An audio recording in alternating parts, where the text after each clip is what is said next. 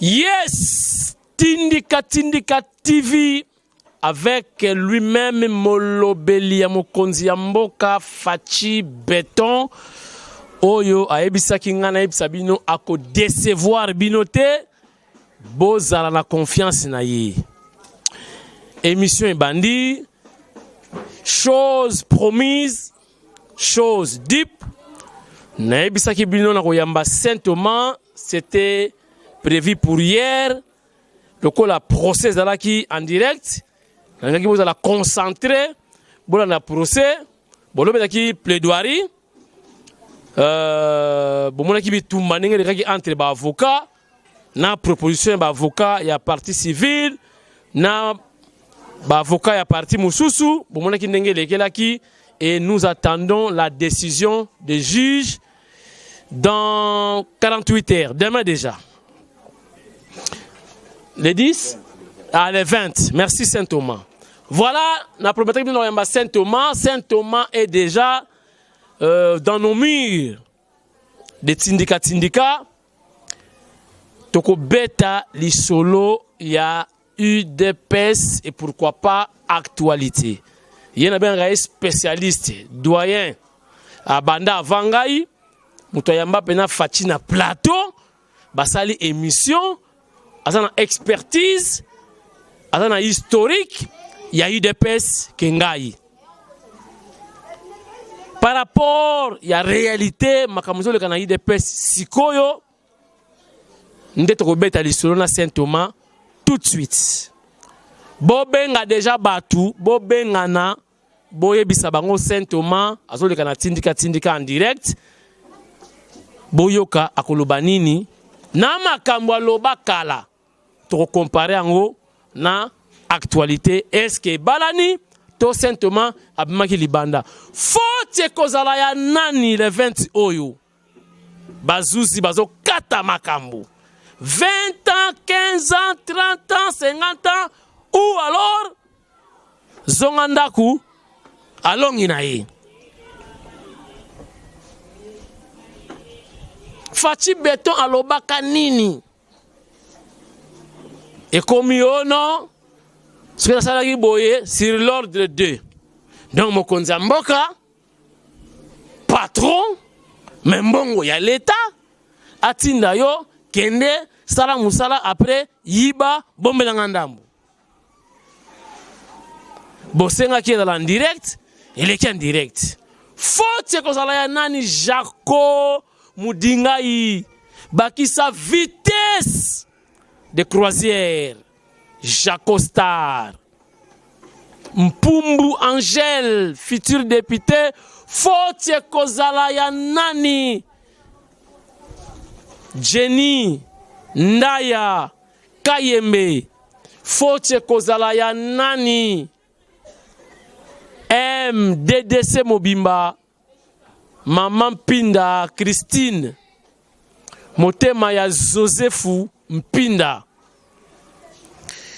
Jean-Marc Kabound à Kabound, cher internaute, Azam Mystique, Ache Janine Maboun Nana FCC Mobimba contre mur. Grâce à l'état de droit, grâce à la justice. Pour justice, il y a Kala. Contre FCC, un individu, une personne, au Kokate.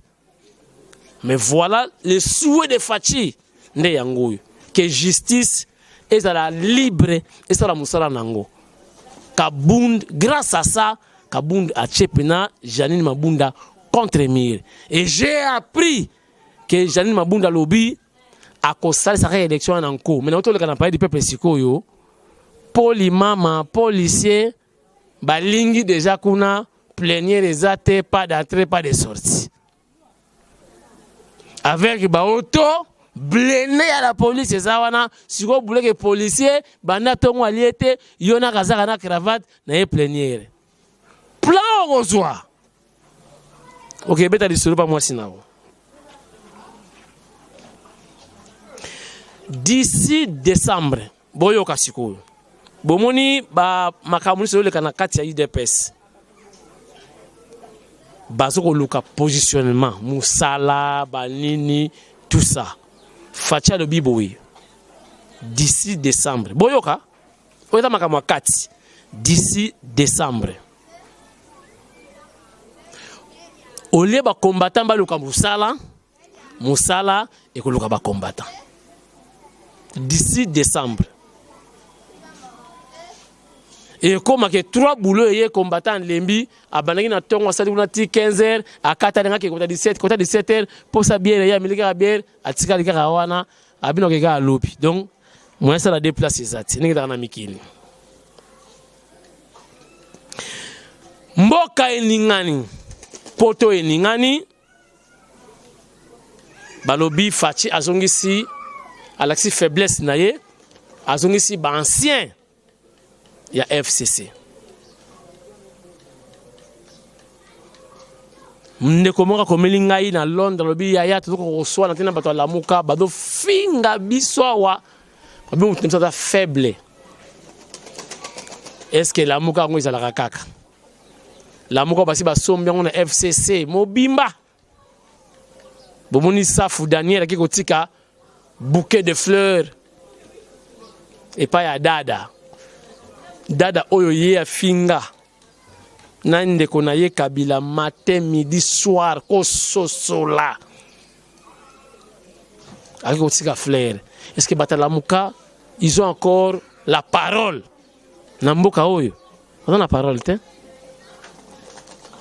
Batalamuka bakokus ko lobelo ote. Basuki basambo ekotu. Ya on ebsaka bino kala. Lamuka, c'est déjà mort et enterré. Tokoso la, makamba mende wana bazongi, mende na ngala longwa omona na koma na nga molobeli. Et puis procès à VK lobby, ils a procès politique. Insécurité na Kinshasa, bato loki babi kankonda osala elo côté banda ye ba kuluna, c'est donc vraiment routine, c'est la même chose. Dossier à Seni comme banque Sabatu, ba pasteur. Il y a l'église de réveil, le corrompu, c'est comme un embrouillement.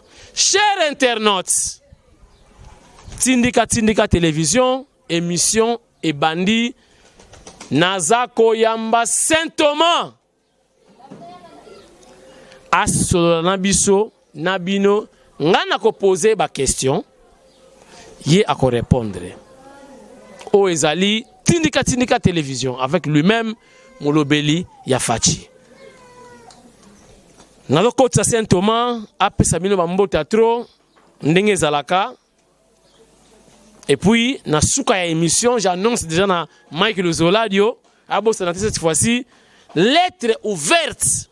Il y a M. Marc Capend. Boyoka makama lobby pour na UDPS, pour na UDPS Canada. Boyoka makama lobby pour na Jean-Marc Kabund. Pour la IDPS en général. Très, très important. Nazako benga sikoyo Saint-Thomas à Kota a salué bino malamoko a pesa biso position ya makambo yebisa biso pour na UDPS na oyo izako salama. So question est Ngana yena posé, il a répondu. Na pese déjà parole, abanako palola, ngana pemi muke, boyoka Saint-Thomas, makamako loba, na émission, na tindika, bo sepela déjà, bobe ngabatu tout. Saint-Thomas, vous avez la parole. Merci à trop. Mon confrère que je respecte beaucoup, Papi Kamwasi, Obalobara, la valeur n'attend pas le nombre d'années. Vraiment, ndeko ba faire rebeller nan pona parce que au nourrir diaspora lelo, il y a monde entier bah très bien servi non la chronique musicale mais la politique. Donc je m'incline quoi. Merci na Kiki Kazong depuis Luxembourg, merci na Philippe Moussangilai depuis Qatar.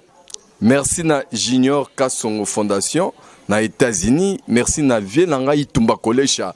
Yo depuis Allemagne et puis Merci Belé le grand Tshisekedi et Dingandu Kaloubi depuis Japon na Osaka parce que il y a ça la fierté, il y a Étienne Tshisekedi personnel, un bon disciple fait comme son maître Nengemoro Lobara et ça la raki toko wapi.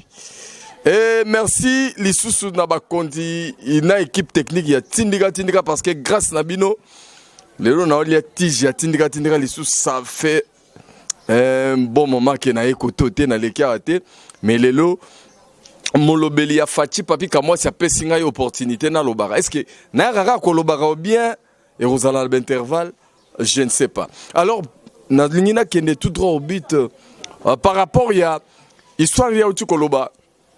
Do motuna tiki awa il y a IDPS Union pour la démocratie et le progrès social oyo et belé ya ba congolais dans le monde entier tout comme na mboka. Mingi Bazana perte de vitesse, il y a qu'à comprendre réellement IDPS. Mais IDPS, les lots, na mito ba congolais, belé na bande belé ba diaspora, tout na ba parcours politique, ba pesa en connotation à parti tribal. Hein, parti tribal, parti à Balouba. Mais les lots na web sa bande roba la nanga par rapport à évangile on a pesa bino balomba là. Un évangile il y a Saint Thomas ce que monité condimate monike. Combien d'états beaucoup sami, combien d'états besoin vérité, combien d'états besoin réalité. Il y a le lot tout son rien que pour te recadrer bino pour aller bien grâce à Papi Kamwasi. Alors la grande question IDPS, mais IDPS ba obaye bakate ba no ba botami lelo, ba no ba esika génération ou tu ko ça la nefis que décennie na politique. Lelo na apprendre bino que IDPS ezalaka parti ya baluba TTTT na bandite wana banda na ati na zedike ezalaka parti ya baluba TTTTT premièrement puisque baluba muto ba créer IDPS IDPS ezali parti créé na 13 parlementaires 13 parlementaires je vous dis bien 13 parlementaires ezali ba tribu na ba etnie ya Zaïre à l'époque. Muto ba mona ki ke mboka ezokende na mabe nde ba parlementaire on a 13 ba créé IDPS. Pour votre information, parmi ba vivants il y a ba fondateur na rotangela bino kombo moko mais lelo azarani lisusu na IDPS ta sala lisusu ya moko parti politique. Je vous cite Kyungu wa Kumwanza, patriarche. Donc il fait parmi les 13 parlementaires oyo ba créé IDPS. Est-ce que Azamuluba te na kotangela bino paix à leurs âmes, tous ces fondateurs, il y a eu des pèses parmi Bango, tout ça, par exemple, Marcel Liaou et Bois. Il est de l'Équateur, il fut fondateur de l'UDPS. Dans un temps, il y a Vincent Mwankem. Azaki parmi les fondateurs de l'UDPS, donc Azam Tobandoun. Donc, Boyoki déjà que rien que quelques combos, rien de Balouba Nakati ya IDPS. Mais qu'est-ce qui s'est-il passé? IDPS, c'est qui créé 13 parlementaires, mais il y avait aussi des Balouba dedans.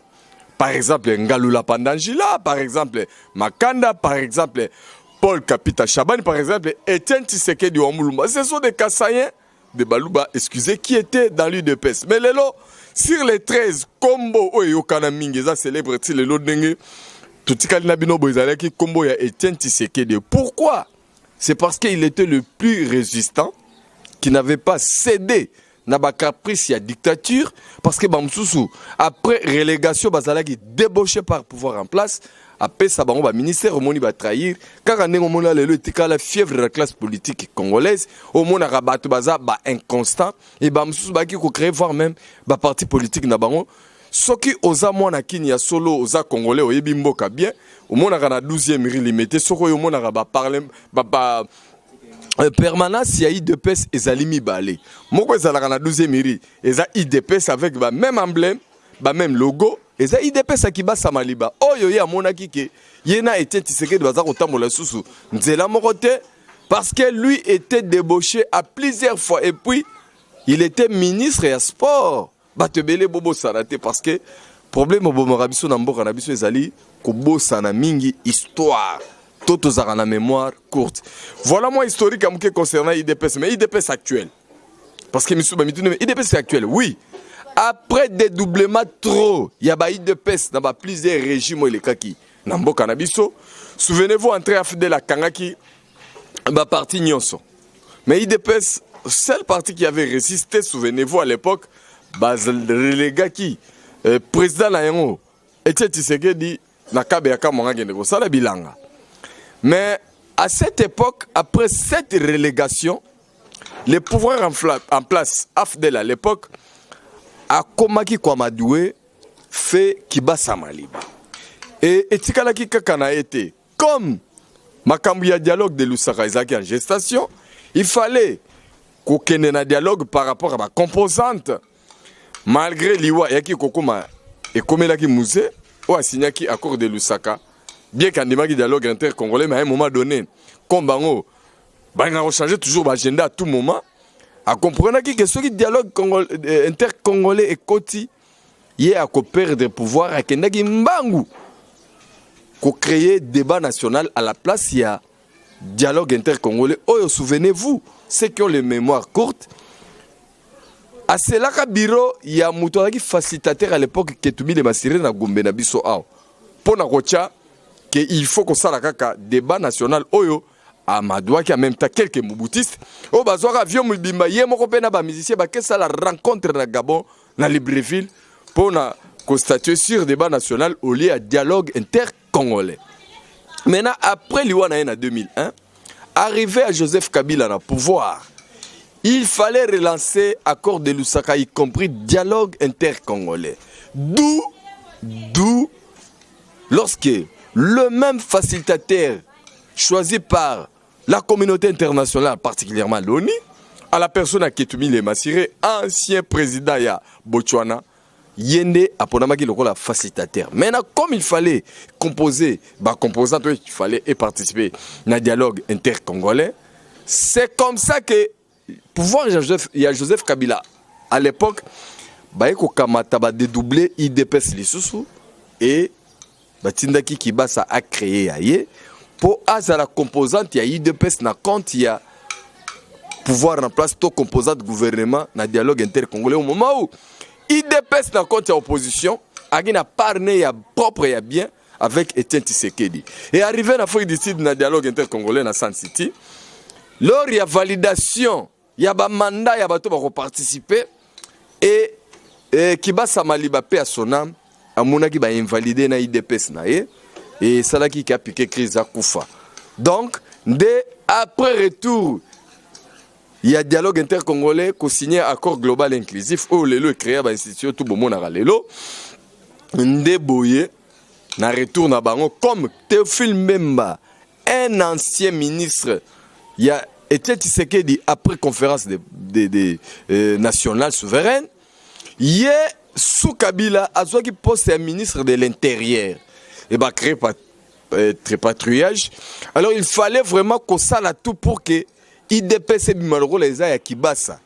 Mais Etienne Tshisekedi avait tellement pesé, il fallait qu'on s'aille la refondation à IDPS. C'est ainsi que Tshisekedi était président de l'IDPS. À l'époque, Ndebo et IDPS a qui kokoma lokola yaye selon le ministère de l'Intérieur à l'époque a qui créé deux IDPS. IDPS Kibasa, IDPS Tshisekedi. C'est comme ça qu'on avait de partager, garder même armoirie, même emblème, mais Nasuka et Pessi connotation, il y a nomenclature Moko Azui, IDPS Tshisekedi Moko Azui, IDPS Kibasa Nebo et le Bomonara, Soko et limité au coup des sièges. Peut-être que pour moi, solo IDPS, quand on a le ngeza na moma bête, mais koye ba yango pe ko maîtriser yango eze lengi mingi, et le ba kofi olomide koye ba musala sare lengi moko bonne. Alors, tant que IDPS Tshisekedi Zuma solo et bandi, souvenez-vous que depuis déjà il y a conférence nationale souveraine. Tshisekedi, Père Solama créera déjà Parlement debout. Ndeboye, IDPS Tshisekedi bandi na ba solo Parlement debout, ba n'importe qui a quoi Parlement debout, bien kazana est membre ya IDPS T. Bara ebele, bara bayaka. Mais c'est fait que IDPS et comme IDPS Tshisekedi et sali que batu balati culture moko boye. Ce qui est dans nos maquillots et que aux asuna poste on a des photos dans la poste on a bien gagné nos maquillots libéla soit créer ba maman na ba rébellion na IDPS actuel. C'est-à-dire que na compose un exemple ya Mouba qui a conseiller à Tshisekedi. Et ba longole atingami ye conseiller sali IDPS na ndako na ye. Et culture wana ke lelo bomoni bato ebele lelo balamuki bomona ka ba lekaka na kombo IDPS mais azalaka na lisu na IDPS preuve ane ke ba ka na ba permanence TP balandaka bakendaka na ba cellule te na ba section te na ba fédération te akotaka réunion moko te adépendaka ne pe na mutu te omoni ba mipesi ba casquette minene asalaka ba réunion ne na kwena na balabala na lupango ne na batu ne bandima ye ayaka koleka na kombo ya IDPS et ba imposter na ndenge wana bazali ebele lelo salake ba surtout zoka sauver l'IDPS ezala ngo IDPS te IDPS eza moko avec président nango Fachi Olelo président de la République a pesi mandat spécial na Jama Kabunda Kaboun Olelo yepe na tourna nommé Augustin Kabouya comme secrétaire général et yango ne engagé à IDPS en dehors ya bango eza nango na mutu mususu te akoya ko engager IDPS bino boko sana na batu moko boba n'importe qui tant pis pour toi voilà moi mke papi Kamwasi à travers Tindika moi historique il y a IDPS à moi que ozala na question ou soit bato ba Hollanda ba question na bango de bandi ke o ba ozana ba question bokota IDPS à loenge na kopesa bino ba réponse à travers WhatsApp na suka tamba opesa ngai occasion na pesa numéro papi Kamwasi Saint Thomas question liboso yangoyo il semble bato bakene ko signer obenga soki patriotique soki nini kuna triomvira basignaki pour la candidature ya honorable Seya est-ce que ça ya solo to ezaya lokuta donc ba oui bato oui bango est-ce que basignaki na Fachi ou bien c'était le secrétaire général mutasignaki yemoko voilà avant de répondre à la question là yo elle a une rapidité, rapidement, recadrer le roman, on a trop dans les réseaux sociaux. Oh, IDPS parti, qui n'a kokufa, oh, IDPS Cécile, na 2023, ils allaient n'engagner. Non. C'est quoi, il y a l'oroté, on maîtrisera pas ma ramonté. IDPS, c'est qui n'a kokufa, pour IDPS, nous à pouvoir. Président de la République, IDPS, c'est quoi IDPS, c'est kokufa n'engagner. Bon, tout, n'a bino tout. N'a pas parti, bozalaka. Peut-être, le côté, parce que politique, on est quitté. Objectif à parti politique, c'est zalakani. Objectif à parti politique union c'est conquête y a pouvoir. Mais est-ce que les IDPS ça a pouvoir toté? Comment IDPS ça a pouvoir mais yo membre pena IDPS en tout cas va te bénéficier tu es salaté bona nyena mutu. Comment IDPS ça a pouvoir mais yo membre ya IDPS obeta tono na comment IDPS on est le bon parti qui na kokufa. Bon ba parti on a besoin pouvoir est-ce qu'on va na kotambola na discours nini? Non. Loba yo se retrouver ndena te. Depuis IDPS c'est pouvoir. Moi, Saint Thomas, je peux te comprendre. Mais oya oganga, olobaka, opanzaka sangoke, parce que na kokufa biso tout ça dit sauver l'IDPS c'est vraiment ça maman na mensonge. Faut abato ba lire na sanya Joseph Kabila to Martin Fayulu po okosaka batu. Alors bonne question non, triomvira pour le moment na IDPS c'est anoté parce que pose à la présidente d'abord il y a CDEP, il faut à la membre de la fédération. Pose à la président CEP tel que Ndeko Jacquemain Azalaka. Puisque Ndeko Jacquemain Azalaka président CEP, mais basi basala élection, basi balongola na bangoye. Atika la membre simple ya CEP. Mais comme na utako lobenamino tout à l'heure que na IDP so basi ba pesio fonction. Ata balongoli o bando sale la trafic et pas bateau yo. Baza ba esprit faible. Bateau ba yebi na bangote. Bateau bazorata o raisonner. Tatamso bazaki na haine ya papi Kamwasi. Mala monta yo ka maman ko koti na idéologie na onto yo zo kosaye. En réalité combo ya Patricien Seya et Outina 3 personnes honorables que je connais bien, que je respecte bien. Azalaka toujours à travailler trop exécutif à IDPS. Donc hier, Eza choix Fachi, Kabound, Jean-Marc, en tant que président, il comprend que c'est Kabouya secrétaire général. Donc choix ya Bato Nami Satou. Les restes Obino Bolobana, Bazako, Bazo n'existait même pas. Donc ici, je suis venu marteler une vérité. On a écouté mensonge permanent dans les réseaux sociaux. Puisque ça n'a pas de tobotama boye. Il y a l'ingara marambo ba kosa. Ne ya sepela kalango. So ba la vérité ya silika moni ngo mabe. Ne tu obo talanga na biko siliki tu pona lobi vérité wana.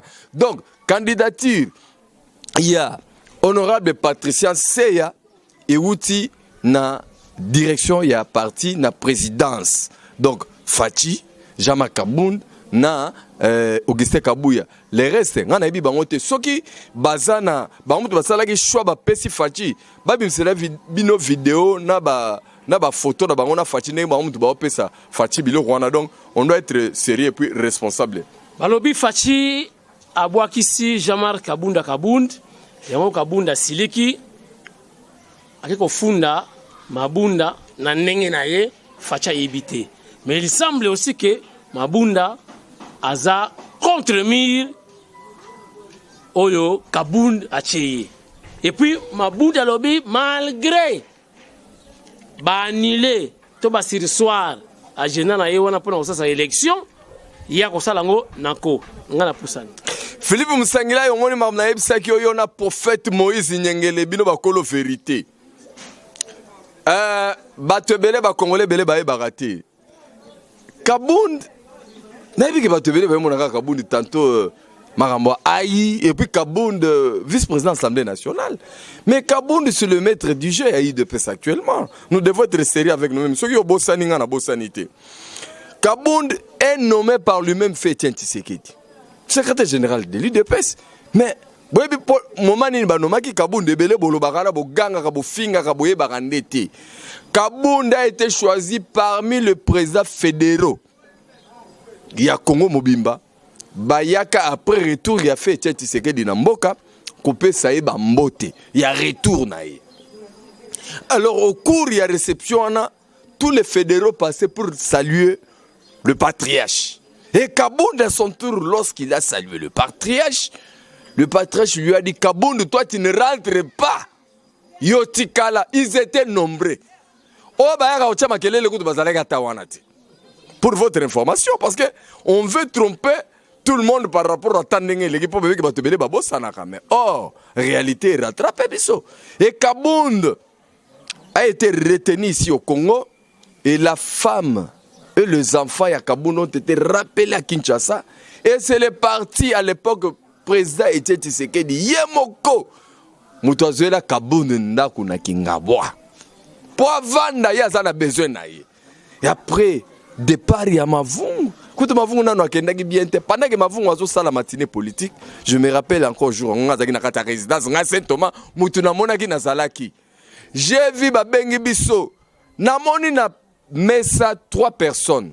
Bato ba komo boye ba pe bien na IDPS bébé ba msusu lelo ba langwa ba mela soki biloko ni na ye barate. Il y avait Docteur Loseke et Augustin Kabuya qui présidait la cérémonie et puis lui-même Jean-Marc Kabund que moi aussi j'avais découvert le même jour. Nommé secrétaire général to conduit retine à bureau président était Tshisekedi. Na moni président a repé ses félicitations à Biyonde. Et à partir de là, c'était le début. Et Tshisekedi a Koufi, Jean-Marc Kabund a été secrétaire général il y a eu de mais pendant une année il a été menacé de façon moko na batebele a IDPS yangwanzo boka ka ba ka ochama kelele bakolo sovo IDPS balobio azo bloqué congrès photo longola ye kaka bitumba oya jama Kabund banda le loté. Or ce n'était pas lui qui bloquait le congrès et il a perdu même son fils qui s'est pandi. Moi na Kabund akufa pona makambo IDPS tout simplement baki koluka Kabund ba nommé premier ministre à l'époque et pas à pouvoir et ba memi moi na ba l'accès bambongo ebele. Moi na siriki la papa moi na midiembi kapo de papa boyaki nakati bolimbisanga Saint Thomas moi na asepanda to moi na ba panda qui c'est-à-dire bachake singa na kingo comme sacrifice mais pour ya boyaki ko trahir parti. Non moi na zalaki ko senga na papa na e andima offre la qui par rapport ya mbongo. OK. Et papa azaki komona avenir. Azaki comment on a le destin. Azaki comment on a état de droit. Azaki qu'on rêvait matin à Etienne Tshisekedi. Parce que rappelez-vous qu'en 2011, na Kamina. Donc non, c'était à Likasi. C'était Etienne Tshisekedi lui-même à Benga Kabund héros vivant. À l'époque, il était simple président fédéral. Donc Viba Mate on ekota Kabund vanda pena na ba veine na ya lobaki akoko trahir mutuloko était Tshisekedi té parce que ngalelo na lobaka na batu ke nzamba za juste et puis Tshisekedi c'était un prophète politique un grand voyant mboka na biso. Imagine to soki Tshisekedi akufi parti na maboko chibala mavungu to mubake lelo mele tobeta ka masolo mususu. Alors Kabund restait constant. D'abord na français balobaka on ne change pas l'équipe qui gagne. Raisonner yo moko Kabunda tikali na parti orphelin. A même parti na congrès, abimisi président et président na candidat na élection. Abimisi président de la République. Avant bima président de la République, président ke kokota masolo ya ba opposition ngwanzu ya lukute ya ba ventre. Kuna ba ke ndima nen Fayulu, un grand menteur du siècle. Comme quoi yenda bima président, quelqu'un qui n'avait même pas un parti qui est implanté na Congo Mobima, qui n'avait même pas un poids politique comme tel. Mais ba ke lobo yende. Mais tout le monde a président. Andima za la sima ya Fayulu et Kabunda na ba base ya ba combattre belé ba sepela kate souvenez-vous ba ordonnera la président retirer signature pour honorer d'abord mémoire ya fait Etienne Tshisekedi. Ça a été fait et président retira signature et bota lelo et bota oyo et président za président de la République. Donc dans ce wana yo continuer émission na yo parti na PCO mais c'est-à-dire na ba do mona wana ba boma yete ba mi boma yemoko mwana ami boma d'ailleurs liwa ya mwana écoute biso toyaki conférence de presse avec Jean-Marc Kabunda à l'époque en pleine conférence de presse elinge bandaka nouvelle ya liwa mais comme il est un homme fort un grand combattant a tenu conférence de presse on a mon frère à ça la conférence de presse qui est sili pendant que son enfant est décédé son fils un grand garçon. Tolela mwana wana na fikine. Batebele babosani. Batebele babosani lelo. Ceux qui parlent, ils ont fait quoi na IDPS? Voilà. Alors, après même congrès Koutou, souviens-toi, na premier meeting, Félix Tshisekedi Mouassali, premier meeting attaqué président de l'IDPS Eli, na Sainte-Thérèse à Kanga Stade, on a plein à craquer. Le peuple a réclamé que Zongisa Kabound, secrétaire général. Oui, parce que Kabound a démissionné qui pour. Bien sûr. Bien sûr. Voilà. Et il a été reconduit. Et après pouvoir, le même président signe un mandat spécial. Après, si Kabound on a dit non, il y a une minute, on a salam à partir de il y a plein pouvoir. Donc, Zelana martelé le kwana mandat spécial est différent. Mandat spécial est différent na intérim ordinaire. Il faut toye bakaya ngomoni na mboko yo batebele na lingete tozala roi mipi kwa bazoba. Tozala pe batu moko toujours raisonner et moko to sali pe parallélisme. Totali est-ce que les gars qui connaissent comparable. Mboka oyo constitution absolue lobby chaque 5 ans élection. On est arrivé en 2016. Élection salamité. Kabila a violé la constitution et le 19 septembre 2016, Bouébi, il fallait 3 mois à faire un mandat, et avant 3 mois à faire un mandat convoqué électorat. Malheureusement, à Sala Yangote, pour mon marche occasionnelle, Baliwa y a battu Belé le 19 septembre. C'est-à-dire quoi? À cette époque-là, lorsque le président Tshisekedi avait donné préavis na régime à Kabila, à l'Obiba, il y a un dialogue sous médiation internationale. Il y avait un seul but. À l'Obiba, il faut créer ce régime spécial. Ça dit qu'on était déjà en dehors de la Constitution. Le président Kabila, comme a violé déjà la Constitution, a respecté l'homme qui a pris le pays depuis 2001. A sali ba transition belé na mandat mobimba mais et comme il a fait un mandat na abo il a organisé l'élection. A que ba dialogue na ba concertation ils existaient dans la Constitution. Et le président Tshisekedi a dit to sangana na bango en fait to créer mandat moko spécial. Et mandat spécial ezali susu mandat moko ordinaire te preuve ane que yonde et organiser l'institution toujours respecter les lois. C'est pour vous dire que quand on vous donne un mandat spécial et comme différent na mandat moko ordinaire puisque na mona batebele bazo sala ba comparaison yo intérimaire anomara mais intérimaire ordinaire a renommé mais intérimaire spécial mais renommé. Ça, c'est une réalité. Et si les intérimaires ont engagé IDPS, ils ont nommé Bango, et puis IDPS a avancé très très bien. D'ailleurs, donc le président de la République lui-même n'a jamais mis ça en cause. Mais il y a que les gens qui n'ont pas de position normale, Nde baza kobimisa makele le matin, midi, soir, pour bayebi que tous ko travailler d'esprit faible, au bazo maîtriser rien. Tout me mabango na loenge mais na réalité tout va bien à l'IDPS. Lisolo siko mabunda fara na Kabundi. Mabunda Janine eza yete.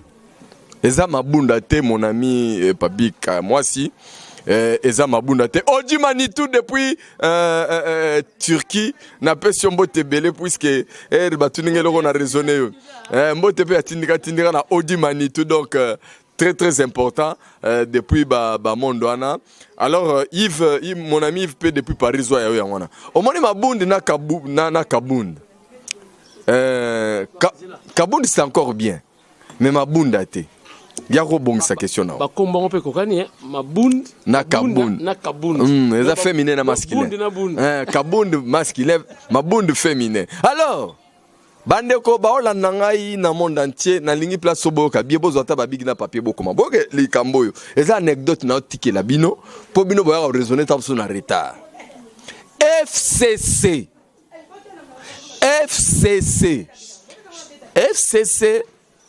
na cash na la mouka, ce ne sont que des plateformes électorales. FCC na bandeli lisus. FCC, la mouka, cash, ezali nango ba plateforme électorale. Na kangi parenthèse. Alors mabunda auti na FCC. Alors na mutu ya mabunda, c'est l'autorité morale na bango. On dirait ebisa bango nyonso parce que na mona même comportement na bato FCC nyonso. Pona bango mibeko ya mboka auto constitution faut to nyataka ngo na makolo boye. Tozo FCC za bord privé à Joseph Kabila to tiaka ngo lokola yango eza institution e bangi sakabiso nde na entendement na bango. Yango moni lelo. D'ailleurs na émission on a profité yo za molobeli o marteler ngo. Naza ko bonde la pe ko senga na président de la République. Est-ce qu'ako sunga bisoté à respecter la Constitution, ne fût-ce qu'une seule fois, à nommer informateur. Ngaï Saint-Thomas, Nazan a besoin, l'État congolais, à nommer informateur pour identifier vraiment majorité. Puisque FCC, l'État est bien ôté. La Mouka, l'État est bien ôté. Cash, l'État est bien ôté. Mais l'État est bien au moins président de la République. Donc, étant donné que le président impérium Nemo Bimba, il a le droit maintenant de nommer un informateur. Certes, FCC outil d'accord politique. Pourquoi accord politique? Parce que les acquis partenariat moko boy après élection, IDP se retrouver quand la présidence de la République. Le nombre de députés à travers la plateforme Nango cash, bazaki na ba parlementaire mouké. Mais FCC na tourné temps à monaki que Yemorope a kokane ko vimbate, il a monnayé pour créer une majorité artificielle. C'est-à-dire quoi? Il a monnayé les députés. Bon mona bango na moi batia mulongo la kingakati bake ko signer que toza 350 majorité ba député ya excusez ya FCC. Ba signer que loko wana. Bango baki kaka na culture ya kobanga Kabila bazaka c'est Kabila a danger aza fort. Nzokande biso RDC nenge toza botwaka na rapport moko na Joseph Kabila kaka moko kobanga no to banga pona bike yo banga Kabila makazi abangi sakoti lelo alakane sous présidenté mais RDC comme état tout quelqu'un a rapport moko na Kabila to relation ancien président et puis sénateur a vu un point barre. Alors c'est lo bato FCC bakendaki na luengi ko signer bakanisa ki Kabila azaka prêtre de prêtre dans monastère d'ailleurs bokaki biloko ngo et ba eloge pas rimaja bino Kabila muta créer bord donc n'entendement ya bato FCC bakendaki balobi Kabila yo komi roi Léopold siko ya Mwindo RDC komi borno privé ça dit que so la mukelo ko to lingo sala na RDC sala na oyango et bango peta basoka na bana ko balala kana même comportement on moni lelo ezo gangrener mabunda comme une actrice principale. Boka ba mikolo baloba ki basi batonga kamboka te vous-même vous êtes en train de le constater dans Saint-Thomas. Est-ce que vous avez monde fongo la mis bien. Kolata l'idée ti a mettre Gim c'est fongo la pota la ka bien. Voilà. En ignorant que to commune en temps mususu ya état de droit. Président Nabiso yo Fati Motema Munene pour président oyo azali biso ba congolais de toponi pe na nzambe abakisi yaye. Aza émanation ni ya occidentaux ni à Joseph Kabila, moi encore, il y a qui que ce soit, moi encore, il y a Américain, je ne sais pas moi. Mais il y a biso ba Congolais.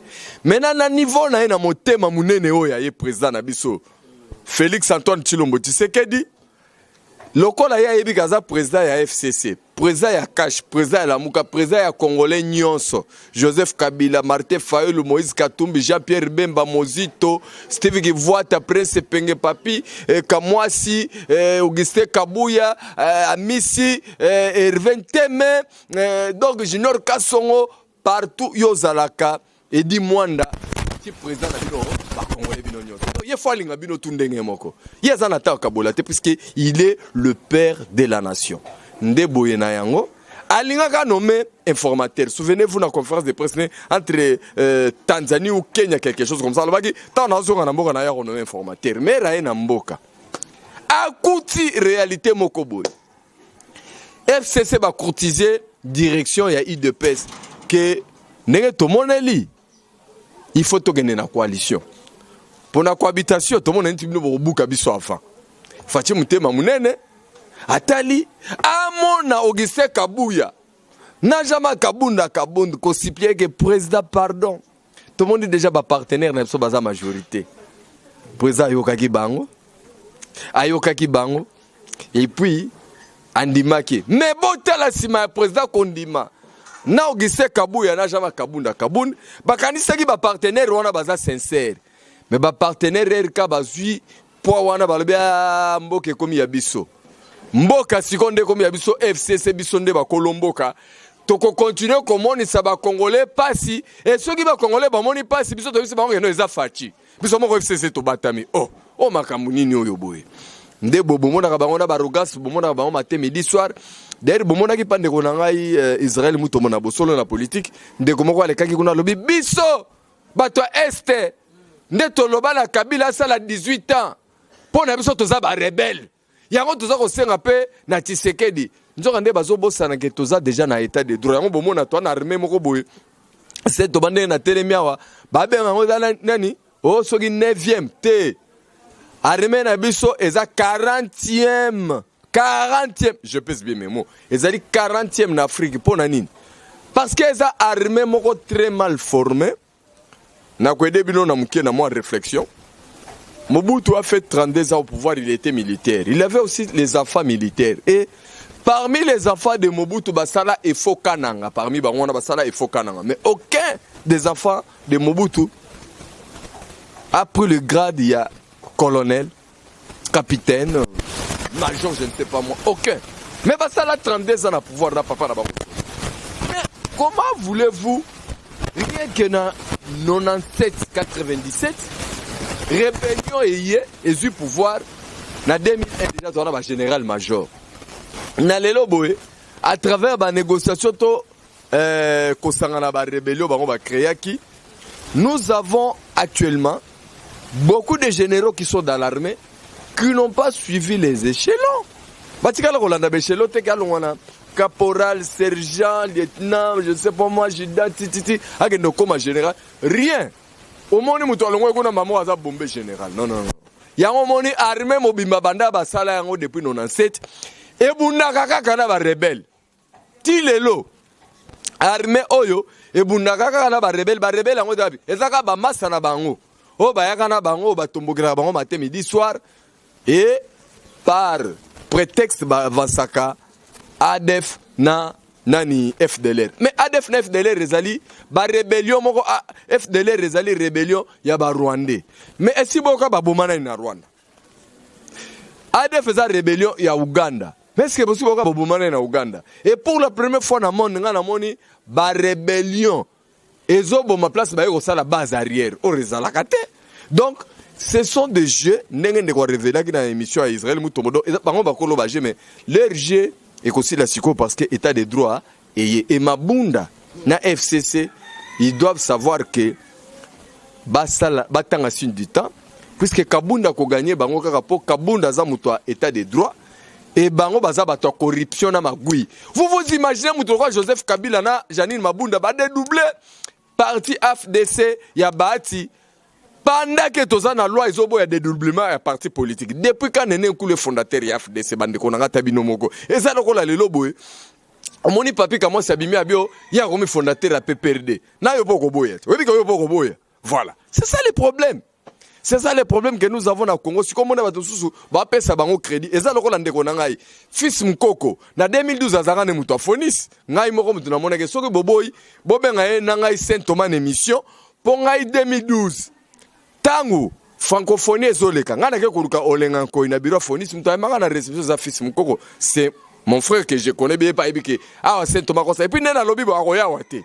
Soki teme bobanda bobenga Fils Mukoko lobake Saint Thomas na 2012 ayebaki oza muta fonis et que Fils Mukoko aya ko contredire ngaya ngam na la ngande komo na Saint Thomas et puis na ba photo na ba image oyo ngai ta Fils Mukoko abeli azaki ne susu puisque Fils Mukoko muta sala eza jama kabunda pour Fils Mukoko akoti ayema solo IDPS pendant que Tshisekedi na bataille ya suka jama kabunda ba nommé secrétaire général ndebo na gouvernement jama kabunda azui Fils Mukoko pour Fils Mukoko za kolanda jama kabunda ba nommé sika ya zane kinwate ba onoma ki sika la plupart ba jeunes IDPS à sérieux wana bazaki un peu ko kimaye ce qui venait de près c'était des Fils Mukoko za ko non a même jama kabunda ba ke ne organiser ba conférence débat na ba debonom côté ya fandaka a répondre na ba masolo ya ba question politique et na même temps soki ba yambie alobi que toza simana yo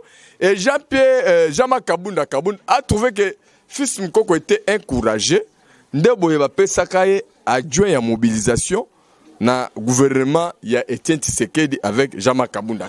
Merci pour l'histoire Saint Thomas vraiment de retour dans l'élo binotu bozo c'est certainement. Malgré l'émission est liée à l'actualité parce que l'actualité oblige. Mais en tout cas, chers internautes, vous comprendre que les un peu historique. Hein? Ah oui, je suis là pour ça. Il y a UDPS qui tape bien. Alors, Saint Thomas, ma fils me contacté. Mais ma bund, na kabund, nani akolonga. Voilà, ma bund na kabund, mutakolonga ezani kabund.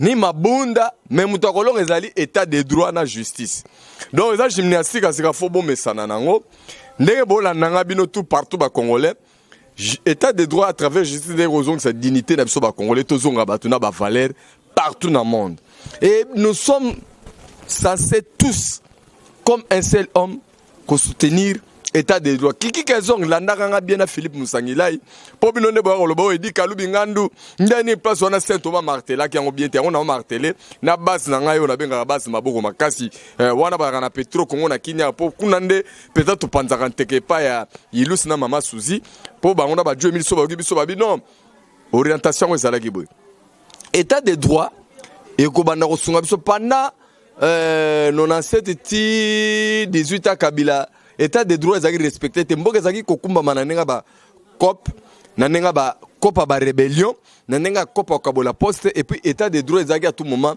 foulé au sol yango bomona ba procès qui dit qu'il besoin ba suite na ngote vous imaginez même musée Laurent Désiré Kabila procès ne sida bien te puisque l'état de droit ezaki bafoué or l'état de droit facha na ngo ezali ndenge nini donc obanda na ye moko fachi mibe ko zali kolona ye oh mboka o lelo tika ba grimace non na Facebook yaka awa sur place soza problème na dirigeant moko songolo ya kalato ya sika yaka na justice ko sunga yo sikoyo pour le moment parce que tout est là bino mo bozomona awa to comme la politique ya toge likolo ya munduki mais pendant 18 ans yaki munduki likolo ya toge bino mo boyebi ndenge zaki ko evoluer ngona Kabund azana kata lignée ya batoyo bazaki ko prôner état de droit parce que IDPS comme parti national ezaki créé na ba valeur ya ko respecter rien que état de droit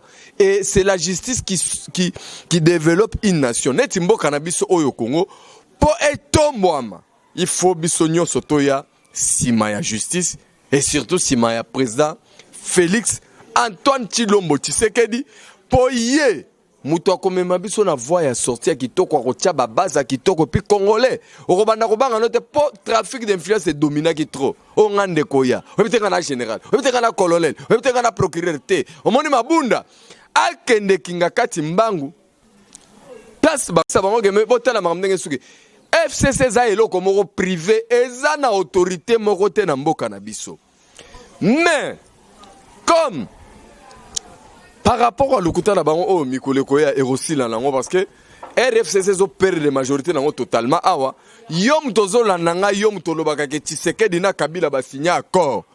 Oya na photo, na vidéo, na image, o la kisangai mukolobango ba signé ki accord. Mais ngai Saint Thomas na accord moko nga na yebi. Ba député o population ponaki. Bango baboya nyoso population ebisaki bango bakenda inde tikinga kati plus de 350. Bake ko signé babi Kabila biso to ko kabela yo mboka. Yo zala autorité morale na biso mboka oyo ole to résoudre makamba ba congolais to banane ko yoka souci ya yo Joseph Kabila. O nga na yebi yango wana ba photo ezali d'ailleurs parmi les 350 bagendaki ko signé ba tirer à comprendre que Kabila ne lo côté ba tsa longwa na FCC. Preuve en est que lelo a perdu ba siège na été na ba député na baza toujours na ba siège na ba parlementaire. Et puis ce qui arrêt à cour ebimi ba ti mena récupérer ba 100 députés na nyonso. Yo sikoyo tango FCC aux sous majorité te yo yako la kisanga sikoyo accord oyo Félix Tshisekedi na Joseph Kabila basinyaki et puis nga Saint Thomas na ko s'incliner talaka nga so na boni na ndimi. Voilà, tu as mis presque à la fin.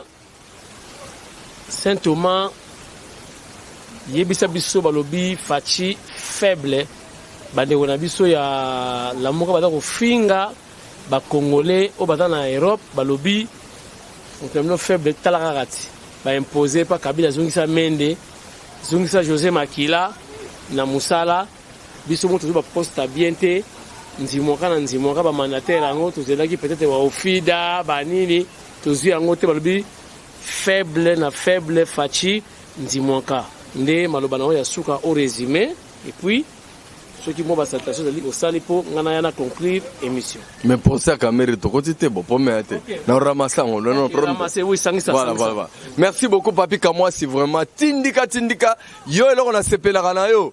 Tango yaki sika IDPS zo na pouvoir te mais arrivé na o tindiki IDPS le zo na pouvoir vraiment coup de chapeau Patrick Nyongoni depuis Afrique du Sud merci nengozo la nangai Didier Senga na Mama Mado je suis.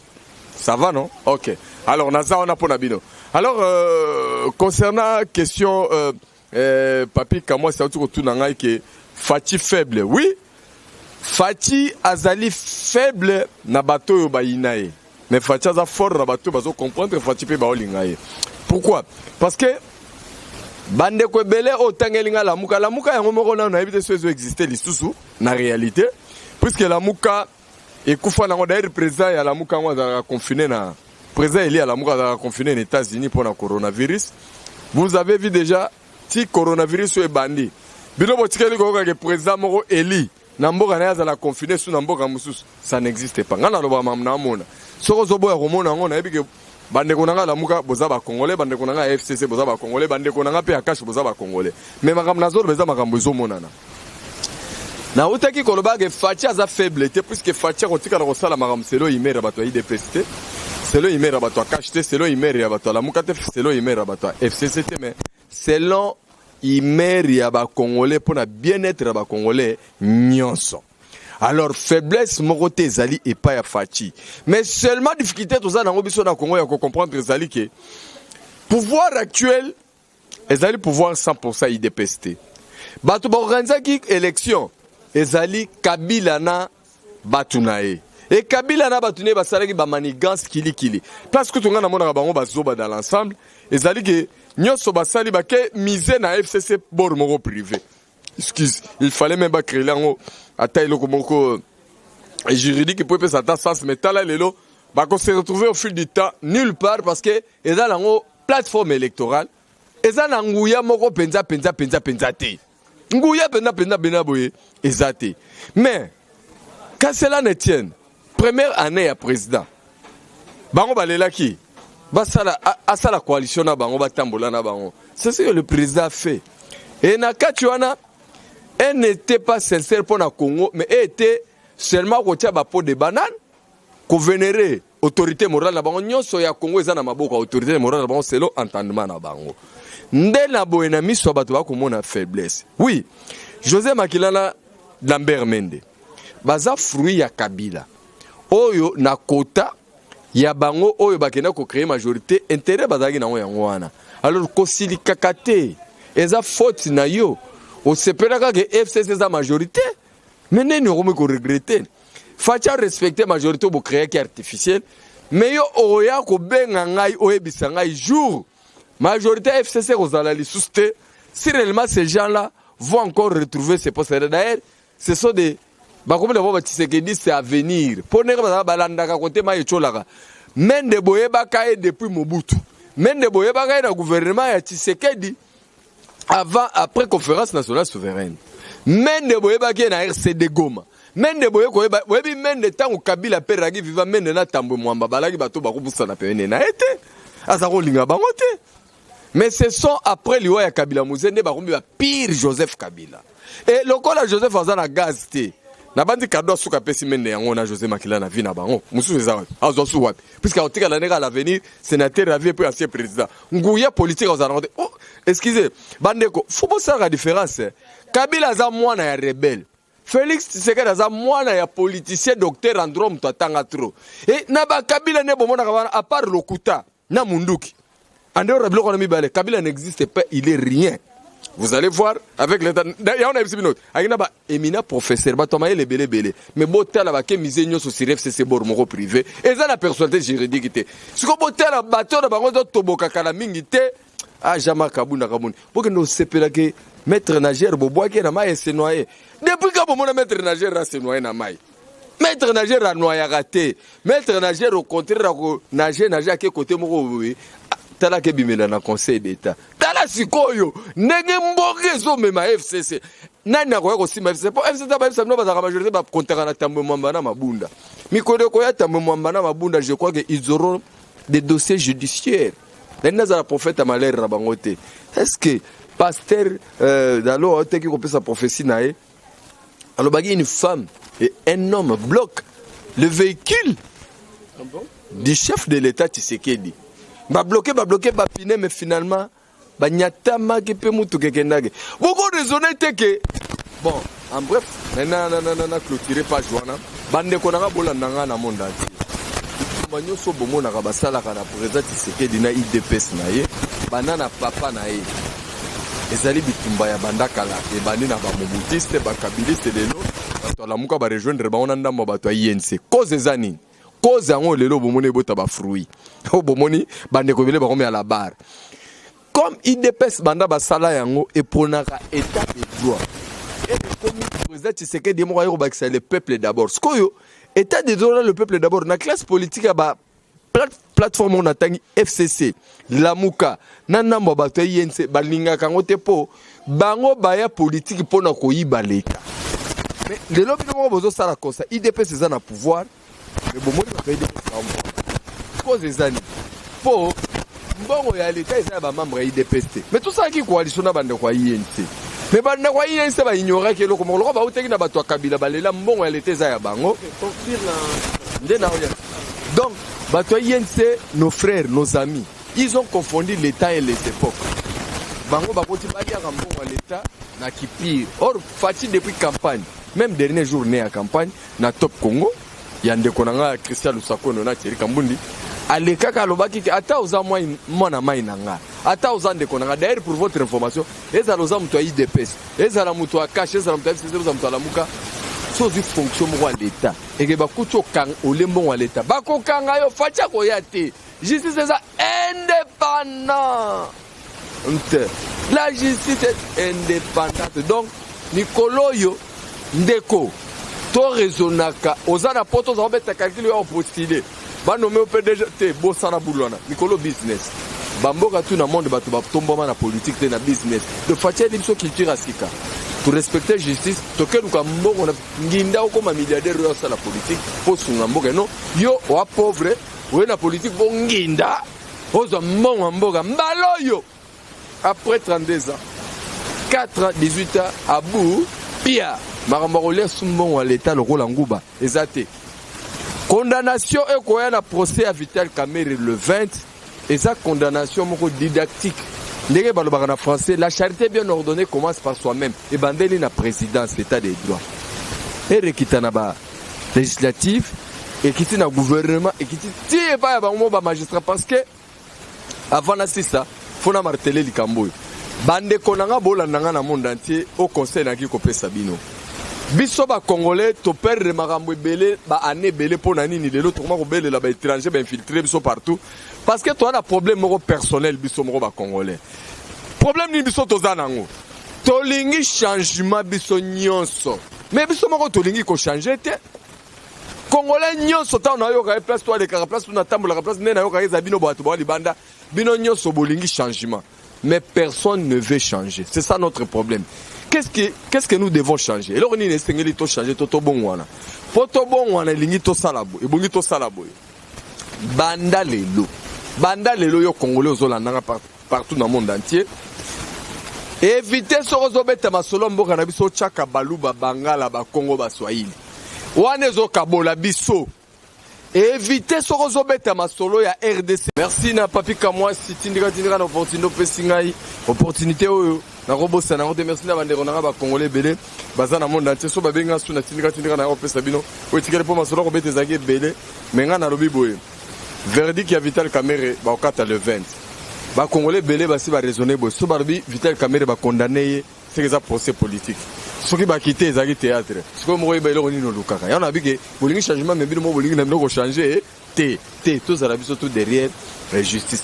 Merci na Francos Chimpuki, merci na Edi Kalubi Ngandu, merci na prophète Mbi Lambert Moïse, na prophète Moïse Nyengele pop maromba lobe salama maromba belé koka na lo bango plus tard nengo le rappela ki biloko belé na lobe sekoki lelo la muka na lobe la sous Martin Fayulu atana kwemoko ala rasute na ebsaka yo à l'époque la muka le présidium et koko teli susté chacun est dans son coin et mutuno mto se retrouver botika koko sa mabande konanga bolingi de information à lokuta pour les cas d'information il y a solo réseaux sociaux musala na wezali distraction mais peut ça la vraie information alors yo zo rabilo il y a réseaux sociaux comme ça on la réalité yo mo ya kana na réalité vivre mais kala mingi té na lo belande ba réalisation fati pour mo lo bele azali ya kozana na ba image ngazana maloba biloko to réaliser na une année et demie. Pour d'abord, on a le 24 juin, une année et demie à Fati.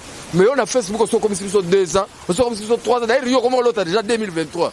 Et pour le bon, Seni a Fati bien pour la République. Est-ce que il y a eu des personnes qui n'ont pas été no bank sabso et qu'on a pas pour nous Seni. Pas pour n'aller pas pour mais justice et rattraper bango. Merci Nabino. Saint Thomas na tiki numéro pour na bato ba libérer continuer ko solo na ngai. Benganga na WhatsApp na 089 510 39 59 089 510 39 59 Mikolo tolo bela mokonzi moko toza na côté nae na papi kamwa si azawana donc bientôt vous aurez nani prestation nini PPI New Look puisque nga moko mutu pe na ya boîte na ye moko kamwa si molobeli beni parie moko yo luka ko mona ki nga mona nga tro na Fati na luka te na luka mais omona ki papi kamo c'était na Fati moko pesie molobeli donc veut dire tindiki so fo za la makasi po. Merci Saint Thomas bolandi Saint Thomas na tindika na espace ya molobeli atikelier aloba boyokiye na epeki bino bien qui rali doyen langa dans expertise ana maîtrise ya. Oui, merci na Saint Thomas. Saint Thomas alobia wa makambo ya internet. Saint Thomas ke libelate akozonga prochainement toi l'émission Mususunaye. Donc Gilbert Kankonde population azomona rien. Vraiment mutu ya UDPS. Il y a UDPS au banoko réclamer toujours insécurité na Kinshasa, insécurité na Congo, mais bâtir moutoyer des pestes la place wana. Donc même chose intérieur na Sud Soudan kuna boyokit kota Uganda Sud Soudan na Soudan. Donc ba rebelle ba sakana ba Congolais ba kota comme il veut. Et c'est ce que zalaka.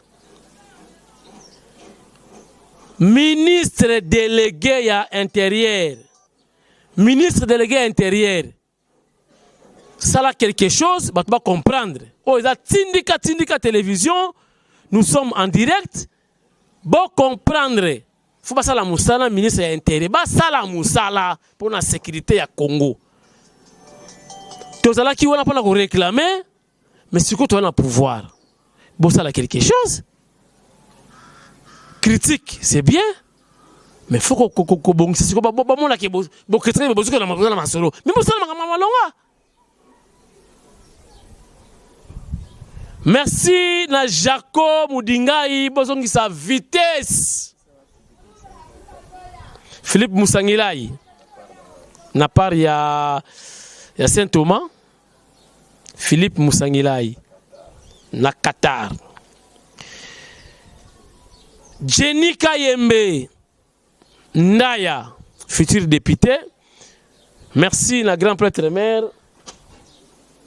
Batokocha libaya na kota IDPS na Kinshasa, bangoyo. Angel Mpumbu. Merci na bino tout botali tindika ya lelo. Merci na Luzola de Mike. Azalaki na caméra. Yemoko na régie finale. Yemoko na mixage audio.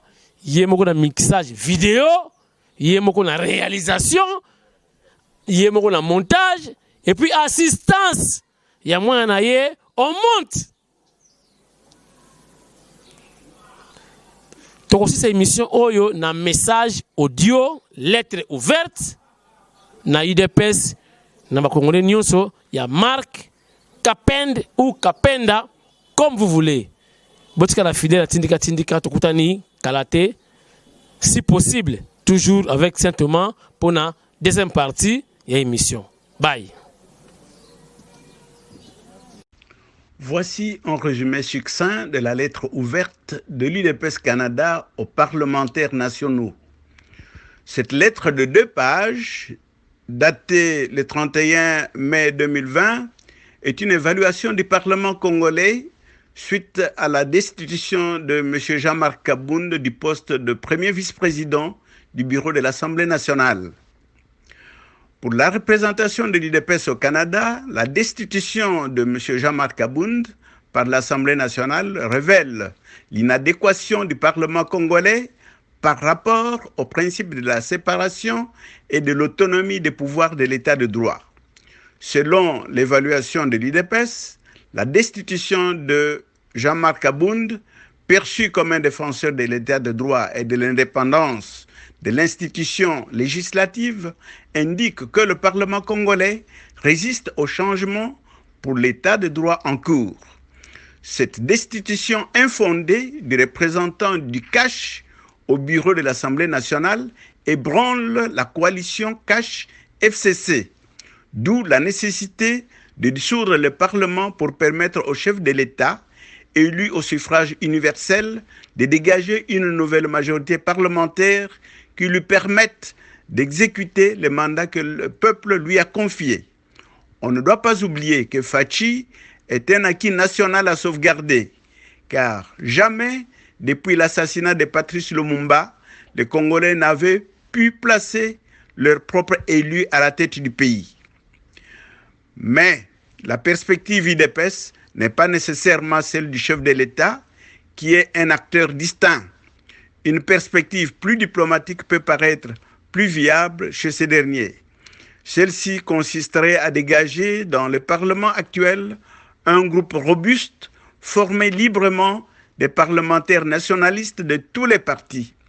Un pareil corps responsable et attrayant pourrait constituer une majorité nécessaire pour soutenir le programme du développement national. Cela n'est pas impossible.